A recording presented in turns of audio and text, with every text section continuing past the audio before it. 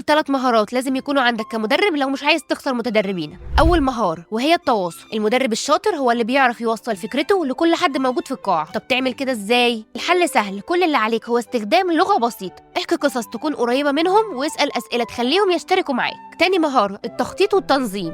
لازم تكون عارف ان الجلسه التدريبيه الناجحه بتبدا بخطه واضحه، يعني قبل ما تدخل لازم تكون مقسم وقتك وعارف ايه المواضيع اللي المفروض تركز عليها، زي تخلي كل دقيقه ليها معنى، لانك لما بتكون منظم بتوفر على نفسك وقت وبتدي متدربينك تجربه احترافيه، وده لانهم هيستفيدوا من كل دقيقه في وقت الضغط. ثالث مهاره وهي التحفيز والالهام. الناس مش بس عايزه تتعلم، عايزه كمان تتحمس، يعني احكي ليهم قصص نجاح وخليهم كمان يحسوا ان هم يقدروا يعملوا المستحيل. وخليك عارف ان التدريب مش مجرد شغل، هو رساله، وكونك مدرب محترف هو مش مجرد لقب، وهو رحلة بتبدأ بتطوير نفسك. اختبر مهاراتك، حسن تواصلك، خطط بذكاء، وكمان الهم متدربينك. ودلوقتي اكتب لنا كومنت قول لنا ايه هي اكتر مشكلة بتواجهك مع متدربينك، واحنا هنقولك تحلها ازاي. وبس كده.